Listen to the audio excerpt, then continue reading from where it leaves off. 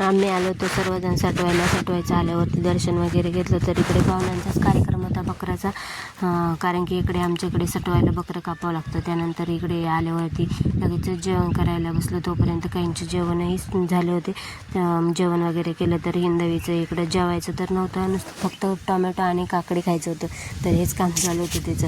त्यानंतर इकडे घरी आलो, थोडासा आराम वगैरे केला आणि इकडे लगेच पोल्ट्रीमध्ये आलो, कारण की पिल्ले जायची होती. तर त्यांना साखर पाणी द्यायचं होतं आणि पाण्याची भांडी वगैरे साफ करायची होती. पहिले तर पाण्याची भांडी साफ करून घेतली, त्यानंतर साखर विरघळण्यासाठी ठेवली. त्यावर साखर वगैरे देऊन झाले त्यांना. तर 2-3 तास आधी पिल्लं गाडी आली की 2-3 तास आधी त्यांच्यासाठी खाद्याची भांडी वरती करावं लागतात. ते भांडे वगैरे साफ केले, वरती केले दोघांनी मिळून. त्यानंतर गाड्याही आल्या होत्या भरण्यासाठी. 4-5 गाड्या आल्या होत्या. सगळ्या गाड्या छोट्या छोट्याच होत्या. तर 1,500 पिल्ले गेली त्याच्यामध्ये. तर रात्रीचे 2 वाजले होते त्या पिल्ला नेण्यासाठी, 1,500 फक्त. त्यानंतर इकडे बाकीच्याही पिल्लांना, पांगळ्यांना साईडला ठेवलं, त्यांनाही खाद्य टाकलं, बाकीच्यांनाही खाद्य वगैरे टाकून घेतलं. तर तोपर्यंत 3 वाजले होते. चला तर मग